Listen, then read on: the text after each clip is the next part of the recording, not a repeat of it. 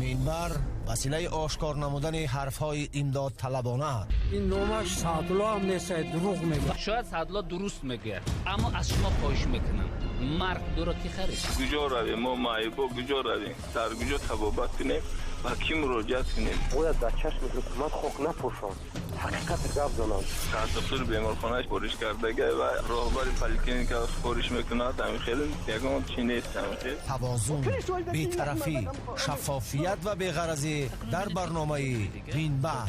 برای کی رقابت سالم بین سویکورون نیست. همه چیز مونوپول میشه. یک کس میگه یک کس دیگه بیاره و یا همه کس پچاق میکنن میپرسن و یا دیگه میپرسن میره. ما به شما منبر میدهیم تا حرف خود را بگویید. برنامه منبر با سعید احسان جلالیان.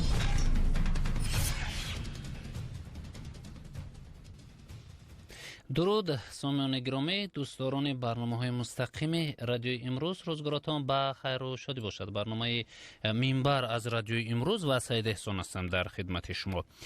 شنونده های گرامی، این نوبت ما از نامدن یک قهرمان برنامه استفاده کرده یک موضوع خیلی مهمی را میخوایم مورد بحث و بررسی قرار داده باشیم، چون من فکر میکنم که در همین وقت بررسی کردنش خیلی مهم و انگیزه خبری هم دارد. این بالاخره بانک ملی تاجیکستان قربی رسمی سامانی در برابر دلار آمریکایی را 25 درم پایان برد و آن را برابر با نرخ‌گذاری که در بازار غیر رسمی اسعار بود برابر کرد. یعنی تا این وقت $100 آمریکایی با 943 سومون برابر بود، عین حال با 970 سومونی برابر شد. یعنی در بازار غیر رسمی این حالت بود. شما من از نفران علاهیده 970 سومون یا مثلا از اون بیشتر و از اون کمتر خریداری میکردید، اما ارزش دلاره. یا چخیلی که در صحبت هایی که شنونده های ما در برنامه که از جریان نشست مطبوعاتی بانک ملی جمهوری تاجیکستان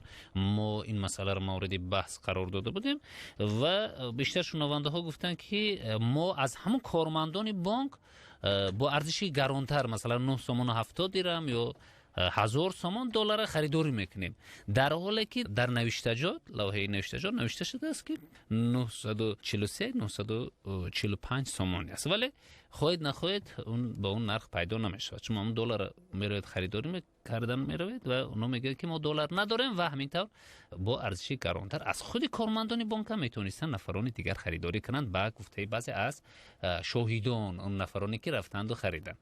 یا گذشته از اینو بن حناتون میفروختن یا اون نفرانی که مثلا غیر رسمی در بازارها میفروشن، در اونها دلار میدادن با ارزش بالاتر و اونا میرفتن در بازار غیر رسمی میفروختن. یا نفرانی که احتیاج به دلار داشتن با ارزش بالاتر.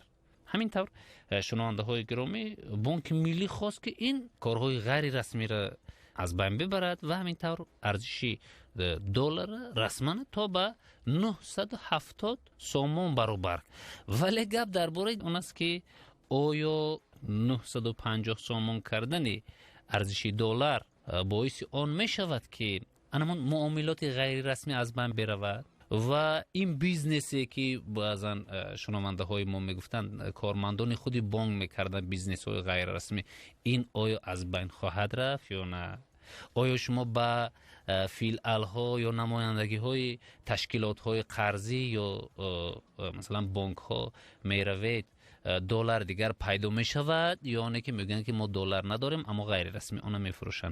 همین حالت از بین می رود یا نه که با بالا رفتن ارزش دلار باعث می شود؟ چون مثلا 970 سومون کردن، شاید که دیگر باز می روید میگن دلار نداریم اما با 1000 سومونی دلار می توانن که غیر رسمی بفروشن، یا 1030 سومونی یا از اون بیشتر یا از اون کمتر بر نفران احتیاجمند می فروشند، ولی رسما همون 970 ایستاده است. هرچند کوشش بانک ملی تاجیکستان در یک دوره کوشش زیاد کرده است بانک ملی تاجیکستان، چون از سال 2018 تا به سال 2019 و ماه اوگوست و این روز 20 اوگوست نگاه داشته است ارزش دلار. نه بس از اونه که در بازار غیر رسمی الکی نرخ دلار بالا رفته است، تنها رسمی یک خیلی ایستاده است. یک نفری هست در خط علاقه. الا سلام علیکم. علیکم السلام. از کجا زنگ میزنید شما؟ نیک روز. نیک روز، مرحمت. اگر اکای سایدهشون اگر برای همین کاری کردگیشون مقصد با در بانک دلار نیاوی این خیال میکنیم کاری کردگی اینو با فایده همون که به در بازار سیاه کار میکنن هنوتون میشه ده؟ اگر مقصد همین چی فرق داشته که سویکور وقتی بانک بیاد $200 تیان شد با همون چیز میکنن ای بانک با همون دلار برون در سودا کردن گیرن یا کاری میکنن که دلار تای 1500 و 600 میخیزه با این بازار سویکورو با بازار عاقبت اومده بر سر خلق میزنه. همین اگر که مقصد در بانکو بمونن پس اینا مثلا سویکورو رو با چقدر که دلار باشه مثلا کنه کنن فکر میکنن که در بازار سیاه نبرد ای پس ارزان کردن دلار میشون. مثلا وقتی که چی فرق داشته بانک دمروی همین قگیری بیرون دمروی خرید مثلا جنایت قطعی میخری نه که اگر ای بیرون رو بعد مجبور میشون که وای باید ارزان تر کنه یکم فایز مقصد که ای کلینتوشون نمونه. این فکر میکنیم که با همین بسای کارو با همین خلق ضرر به شرطی که اگر همین را تنظیم نکنن مقصد ای پس همین کار بیایم جدی نشون. اگر هم که باید گفتن که ای نمو کردیم تمام اون توکل بخدا کنیم با همون دلار بریم برای با بانک روی $200 میتونن یا 150 اویو میتونن یا نمیتونن هیچ چی فایده نداره یا میگه نداریم با میری ایوایو مثال 970 نه 1070 میخری تمام هم فایده با بازار سیاه میشه. تشکر میکنم نیکروز جان برای تماس گرفتن و ابراز اندیشه. حالا ببینید نیکروز شنونده ما میگن که باور ندارن که ارزش دلار در همون سطحی که بانک ملی خاص به بانک مثلا بازار سیاه ارزش دلار برابر کند همون قدر بایستد. میگن باور ندارم چون ما باور داریم که مثلا باز ارزش دلار بالاتر خواهد رفت در بازار سیاه. برنامه منبر با سعید احسانی جلالیان. خب شنوندگان گرامی ادامه دارد برنامه منبر از رادیو امروز و این حال من شنونده های گرامی تماس گرفتم با کارشناس مسائل اقتصادی استاد ذوالفقار اسماعیلیان. خب استاد موضوع همین است که بالاخره بانک ملی تاجیکستان قرب رسمی سامانی در برابر دلار آمریکایی را 27 درهم پایان برد و آن را برابر با نرخ گذاری که در بازار غیر رسمی اسعار بود برابر کرد. مقصد همین بود که از بین بردن مثلا حناتون همون کارهایی که حناتون میکنه. ولی گپ در سر این است که در بازار غیر رسمی ارزش دلار با این تصمیم که کنم از این بالاتر نخواهد رفت و مثل که 970 سومانی کردن $100 رو همین طور خواهد ماند یا از اون بالا خواهد رفت. خب نتیجه چی خواهد شد؟ فکر میکنم که این اقدام نتیجه منفی داره به خاطر اون که اگر مثلا قرض رسمی را بانک ملی چقدر که اعلام کنه در فروش اون باز بالاتر میره در بینش. حالا شما گفته حناتو، اما حناتو کی هستن؟ شما ببینید که چند سال پیش همین بانک ملی تمام صرافخانه ها را برهم داد. جایی که مثلا دلار عوض میکردن با پول تاجیکی همشون را برهم دادن بعد همینا را در اختیار بانک ها دادن. یعنی چند بانک تاجیکستان حالا با همین کار مشغول است. یعنی میروی نوبت میستی با $100 آیا دارن یا ندارن ولی در دلار خرید خوبن. همه دلار رو میخرن ولی نمیفروشن. یعنی اما هنوزا همون کارکنای بانک هستن که در زیر چی بگیم یعنی نظارت بانک ملی هستن و این اقدام من فکر نمیکنم که برای بالا نرفتن قرب دلار کمک بکنه. برعکس یعنی اینا باز بیشتر و بیشتر قرب همون دلار را بالا میبرن در همون بانک ها و شاید که برای خرید دلار بیشتر توجه کنن مردم که بیشتر دلارات ما بفروشه که ما مثلا خربشا بالا بودیم. این یک چیزی عادی است. مثلا شما ببینید که چند سال پیش وقتی که دلار حالا 500 سومانی نبود بانک ملی هم تصمیم گرفت تمام این صرافا رو از بین بردن و گفتن که ما دلار را در برابر سومانی 1 سومانی میکنیم. ولی حالا ببینید از 1000 بیشتر میشه. یعنی فردا خودش اگر از 1000 بیشتر نشد انا بوکی مثلا کارشناسا درست حرف نمیزنن.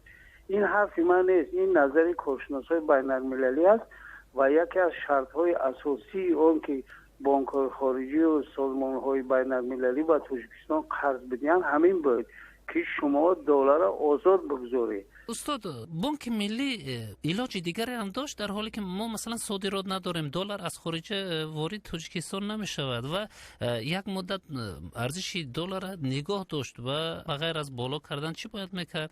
البته شما ببینید مثلا همین اشتباه بانک ملی همین بود که چند همین صرافا را برهم داد و به جای اون مثلا همین در اختیار بانک ها سپرد. حالا شما ببینید همون مهاجرایی که در خارج کار میکنن اونا حاضر به تاجیکستان خصوصا روسیه به تاجیکستان دلار نمیفرستن، اونا همون روبل روسی میفرستن. ولی قبل از اینکه مثلا همین بازارها آزاد بودن صرافا کار میکردن اونا همشون دلار میفرستادن. خوب من میدونم مثل 5-6 سال پیش مثلا یا 10 سال پیش 4.5 میلیارد دلار از طریق مهاجرا وارد میشد به تاجیکستان، فقط از طریق بانک ها و اونایی که با در جیبشون می آوردن به دست یک کس میفرستادن اون به حساب. ولی حاضر در حال حاضر مثلا بانک ملی یا بانک مرکزیش اطلاع داده است که از 1 میلیارد بیشتر میفرستن مهاجرای ما دلار. ما روبل روسی را در نظر نداریم. یعنی معنی این است که در همین سیاست اقتصادی تاجیکستان اشتباهات زیاد هست، نه اینکه مثلا در کار مهاجرها. درست است که بسیاری مهاجرای ما رفتن شهروندی روسیه گرفتن، همونجا کار میکنن، زندگی میکنن، ولی گپ سر اون نیست. اونا به هر حال برای پدر مادرشون پول میفرستن. گپ در اینجا هست که مثلا همون سازمان‌های بین المللی هم طلبشون همین است که دلار آزاد بگذاره. اون میتونه که تنظیم کنه این بازار و نه خودی بانک ها، به خاطر اون که بانک همیشه دنبال عایدات خودش میگرده، دنبال مثلا کار. ولی اون صرافا هم که میگرفتن یک پولی ناچیز اونا میتونستن که مثلا مردم را جلب کنن، یعنی مردم میتونست از اونا دلار بخره. شما درست گفتیم ما صادرات نداریم در حال حاضر. ما 30 سال از قریب که 30 هم خوب شاید 25 سال بیشتر باشه که توازن سودای خارجیمون مینوس است، یعنی منفی است. یعنی ما با قریب 3 میلیارد دلار از اینم بیشتر محصولات وارد میکنیم و به خارج تنها 500-600 میلیون دلار صادرات داریم. این یعنی معنی اون داره که در این سال اقتصادی ما پیدا نکرد، توازن و رشد هم پیدا نکرد و بانک ها هم دنبال همین میگردن که از همین چیزی ناچیز هم که باشه از فایده به دست بیارن. و البته این گفتم که این تصمیم اشتباهی است که از سوی بانک ملی صورت گرفته است. برای معتدل نگاه داشتن بازار باید چیکار کنند که مثلا توجه به بانک ها شود؟ ببین همین مثلا صرافخانه ها بودن، یعنی جاهایی که دلار عوض میکردن، اونا نماینده های بانک ها هم بودن، نماینده های شخصی هم بودن که مثلا وقتی که بانک ملی پول میفروخت به بازار اونا اون دلار را میخریدن و به مردم میفروختن. البته موضوعم یگانه روش همین است که همون صرافی ها باید دوباره فعالیتشون شروع کنن و مردم با اونا میتونن کار کنن واقعا و اونا هم میتونن دلار پیدا کنن مردمتین و هم مثلا قیمت دلار را بالا نبرن. اگر مثلا ما اهمیت این که یعنی چیزی اساسی که ما از خارج وارد میکنیم با شاید با دلار است یا با روبل روسی است، این مواد سوخت است که با تاجیکستان وارد میشه.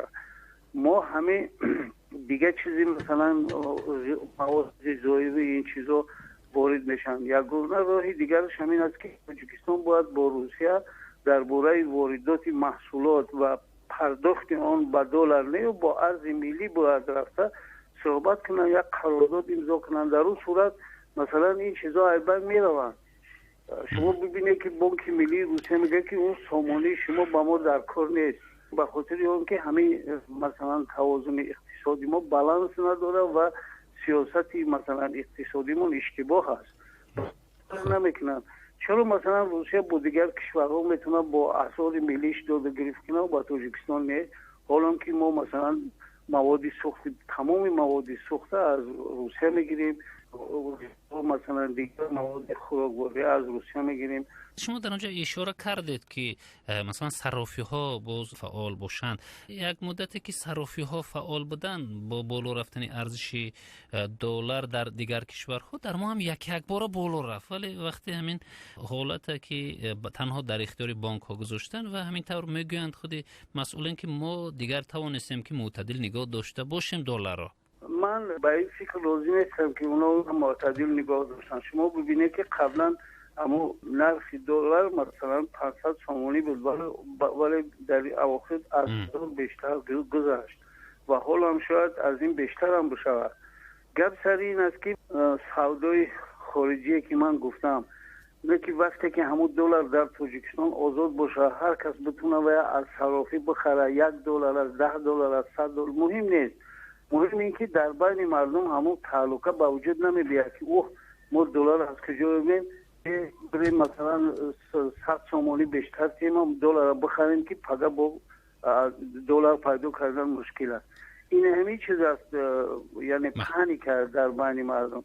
اگر همون دلار آزاد باشه در تاجیکستان بالا نمیره، چون که همون بالاروی دلار در تاجیکستان قیمتش با بالاروی دلار در روسیه وابسته است، چرا که ما همه محصولات از روسیه میگیریم.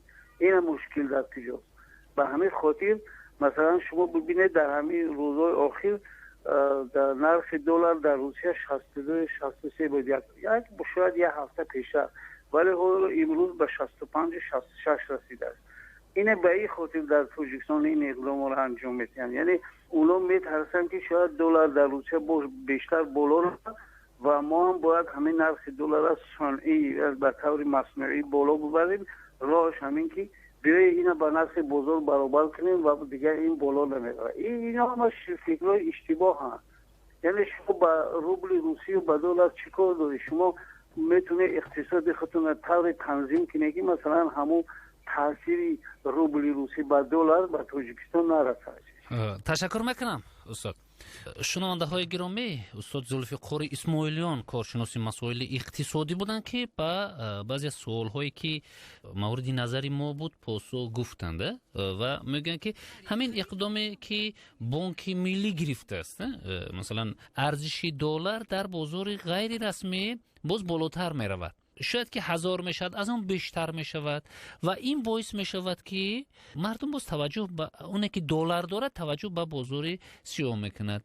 ولی با بانک ها که می آیند، همون کارمندای بانک باز با بیزنس خودشون مشغول می شوند، دلار از کاسه ها می گیرند با ارزش بالاتر به نفرون دیگر احتیاجمند میفروشن، ولی شما با بانک مراجعت کنید میگن که دلار نداره. خب نفری هست در خط علاقه. الو، سلام علیکم. علیکم سلام. از کجا زنگ میزنه؟ چه نام داره؟ الو. بله بفرمایید. نسبت همین حادثه من امیر گفتنی هستم که خب برای این مشکلات را حل کردن کارشناس یا که پروفسور یا که متخصص همین سوال بودنش شهر است. من مثلا ما یک راننده عادی تاکسی با هم معلوم است که اگر محصولاتی نباشه که واردات دلار رو منتظم تشکیل ندهد، میخوای نمیخوای کورس بالان شدن میگیرد. امروز 1000 است، بعد دوزی 2000 میشه، آینده 10000 میشه.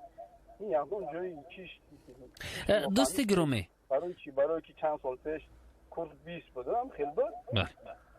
هیچ اگر یه کس میگه که 1000 میشه میگه دیونه شد نیست، یک نه قطعا شد که برای بیج جای فروشی قیمت کاغذ قیمت نو والیوتا شود همو را گرفته همو بزرگ میگه همو بیجا میکنه. برای مراجعت کردن با متخصص با بانک این حجت گم میشود. مخصوصا قطع کردنی هستند که محصولاتی در که وارد دلار رو با ما امکان پذیر کنه. بله. تشکر میکنم برای تماس گرفتن. برنامه منبر با سعید احسانی جلالیان.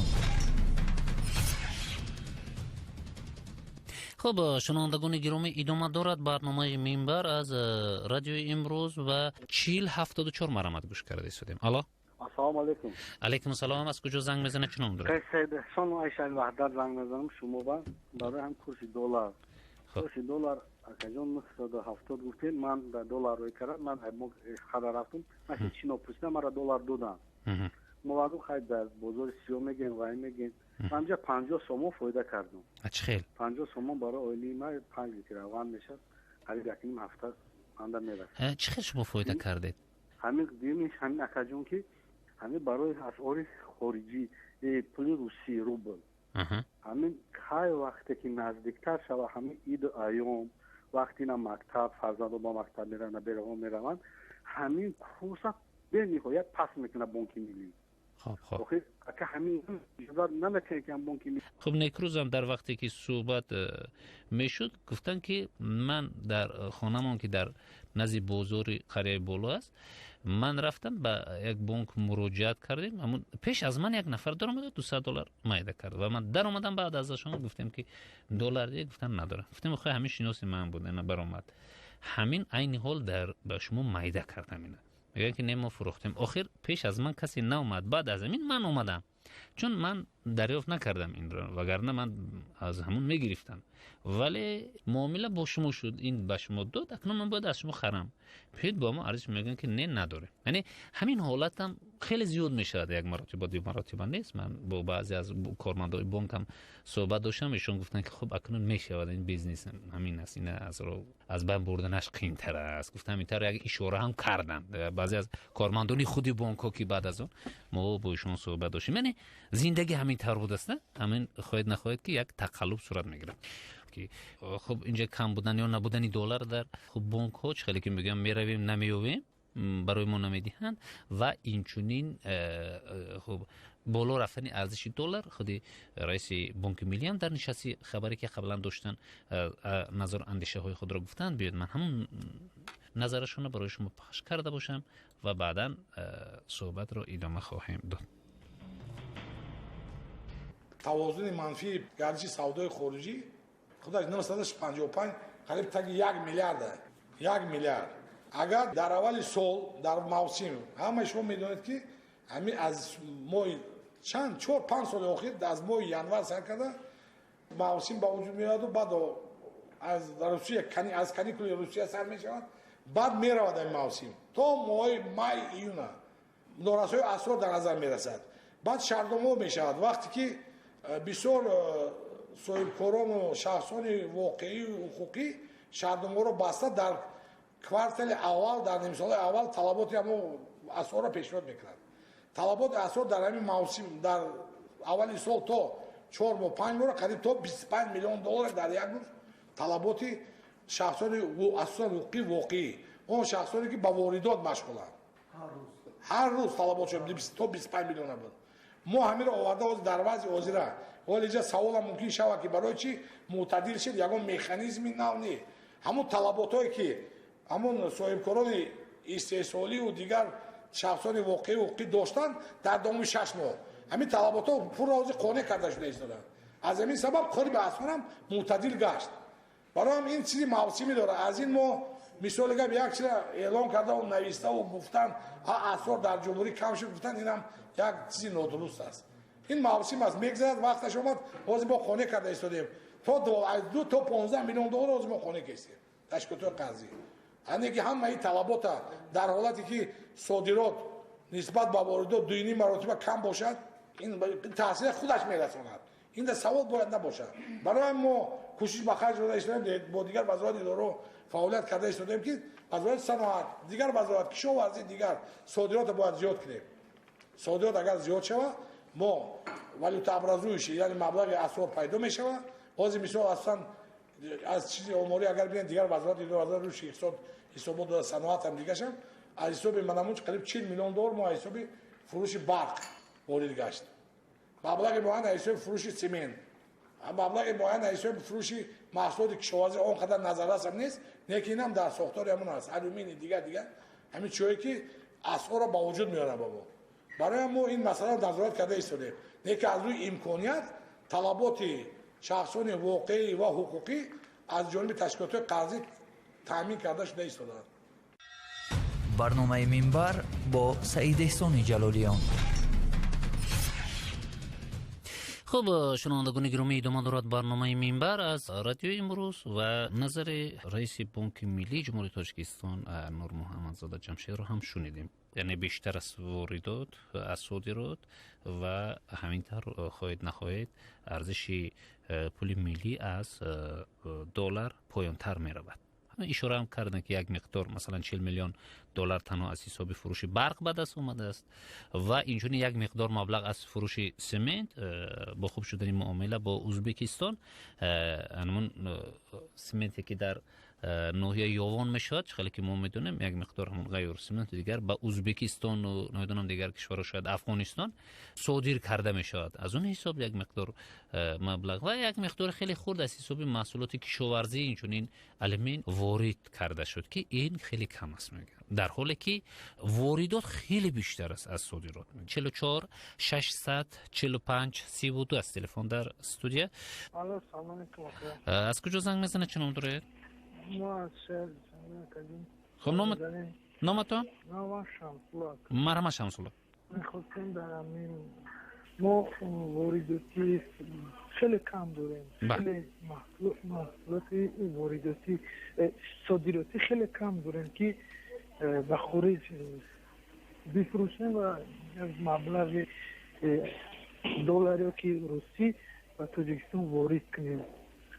برای همین ما هر یک تمام نباید ما گناهکار فقط بانک‌ها را کنیم، اینکه مسئله فقط بانک‌ها نیست، مسئله این است که ما هر یک تمام میتوانیم مقصد باید سهمگذار باشیم که در همین اسعار ملی خیلی سهم خود رو بذاریم. الو سلام علیکم.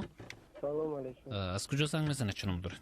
از شهر شنبه مدیر. این همین اکثر نگاه میکنه که پیش این همش همین روی همین این چی دارن میگن مسلمانی و ایسوسو همین پیش همین اید نرخ 1 روبل روسی مثلا نگاه 48 تومان و 50 درهم بود. اما که همین که اید نزدیک اومد، نزدیک اید بود یک بار 5 تومان خمید. خب بعد مثلا یک مثلا وقتی که دلار میگیم شما که مثلا مسئله دلاری مثلا دو گریفت باید مثلا با همین این امریکا مثلا دو همین سهم که چه همه چیزا تمام دنیا در مثلا دلار میگرده، این مثلا من کدا نمیشه در دیگه مثلا همین محصولات مثلا همه دولت‌ها باید با محصولات خودشون دلار گریفت کنن، مثلا اگر کی مثلا دلار استفاده نبره مثلا یک کس مثلا این مثلا توریستان پخته مثلا وقتی پیش مثلا میشه مثلا پخته استفاده چی میکردن استحصال میکردن نمیدونم دیگه در خارجه مثلا در روسیه دیگه چیزی دیگه مثلا این خوراکوری هم مثلا خیلی مثلا ایواد میکردن میآوردن در همین چیزا را. خوب شنونده های گرامی، در همین جا میخوام به برنامه نکته گذارم. با امید شفافیت در همه کارهایی که میشود ما میخوایم به برنامه نکته گذاریم و برنامه های دیگری ما ادامه خواهند کرد. در امان خدا. منبر وسیله آشکار نمودن حرفهای امداد طلبانه. این نامش سعدالله هم نیست، دروغ میگه. شاید سعدالله درست میگه اما از شما خواهش میکنم مرد دو را کی خرید؟ کجا رویم؟ ما معیبا کجا رویم؟ در کجا تبابت کنیم؟ با کی مراجعت کنیم؟ باید در چشم حکومت خاک نپوشان، حقیقت گپ زنم. کارتفل بیمارخانه سپارش کردگه و راهبر پلیکلینیک که سپارش میکنه همین خیلی یگان چی نیست. توازن، بی‌طرفی، شفافیت و بی‌غرضی در برنامه منبر. برای کی رقابت سالم بین سویکورون نیست، همه چیز مونوپول میشه، یک کس میگه یک کس دیگه بیاره و